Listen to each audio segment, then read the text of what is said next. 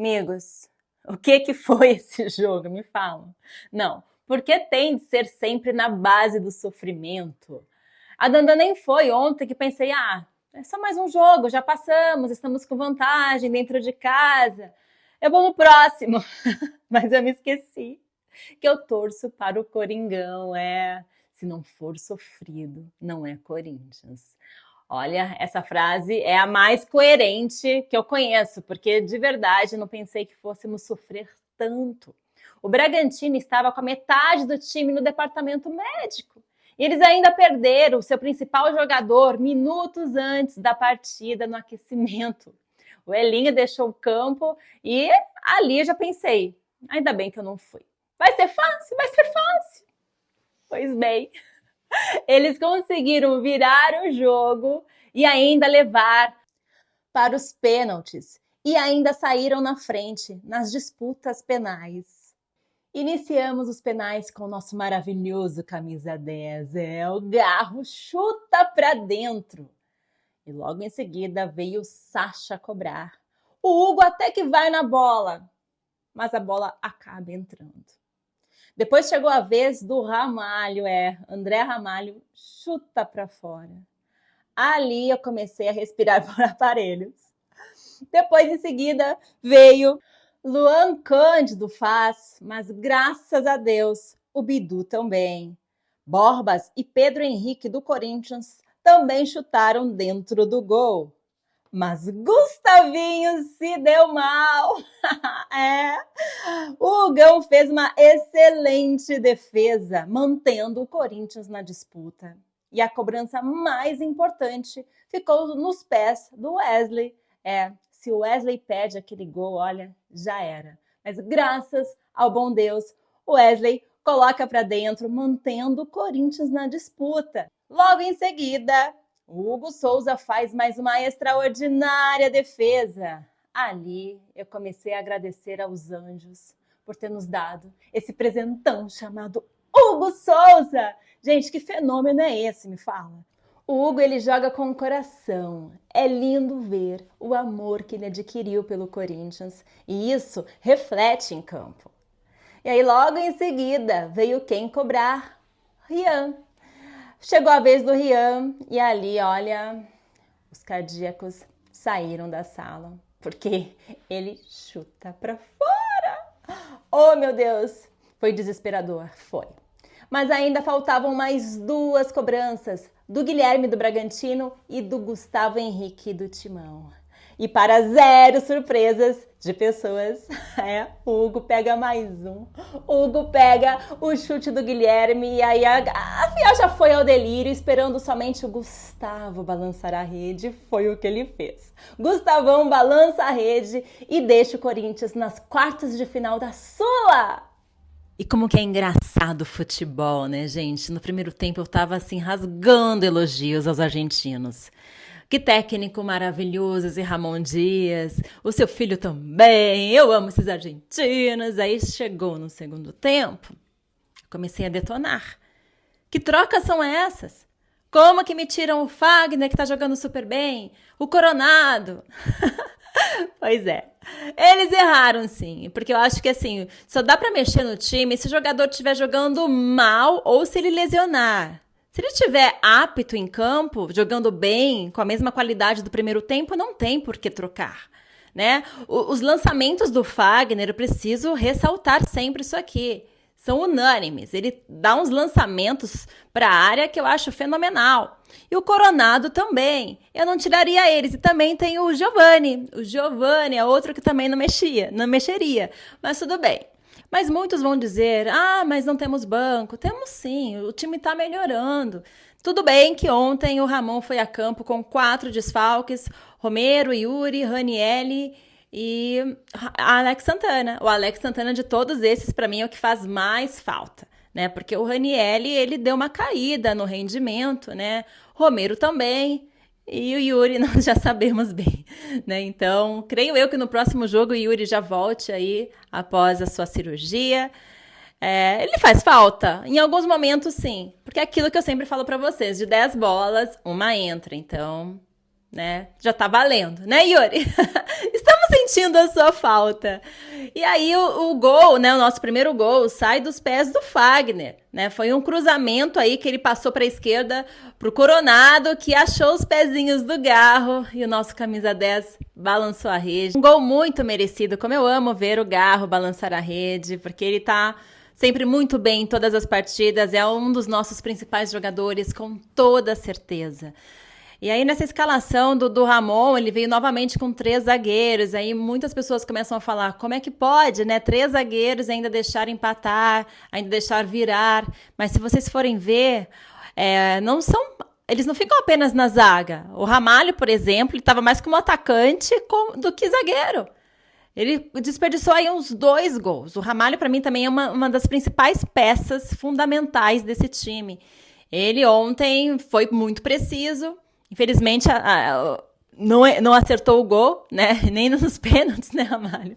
Mas eu consigo enxergar muita qualidade no seu trabalho. Você, além de zagueiro, você está mostrando que é um excelente atacante. Então, creio eu que nessa escalação com 3 zagueiros, ele deixa os zagueiros mais abertos, né? Então, eu acho isso bem interessante. Eu continuaria entrando sempre com 3 zagueiros, essa é a minha opinião.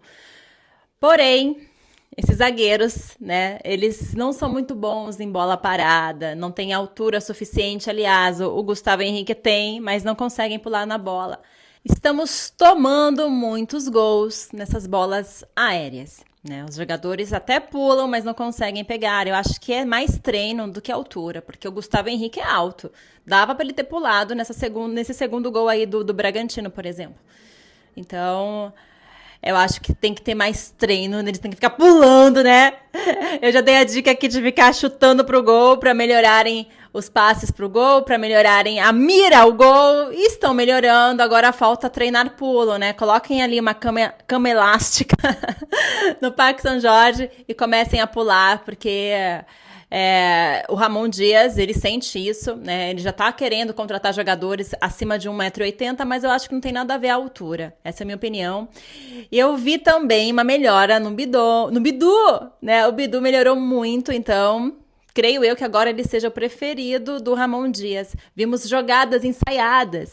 O Corinthians foi bem superior ao primeiro tempo, né? No primeiro tempo, o Bragantino não reagia, e isso deixou o Corinthians mais confortável, né? Só que eu conheço o Bragantino, eu sabia que eles iriam dar trabalho, e foi o que aconteceu no segundo tempo. O técnico deles é bom, mexeu com o psicológico dos jogadores, eles conseguiram virar o jogo, e isso não pode acontecer, tá? O Corinthians não pode ficar de salto alto, ainda mais na nossa situação, achando que já vencemos, porque de verdade, olha, no futebol não existe vencedor antes do apito final.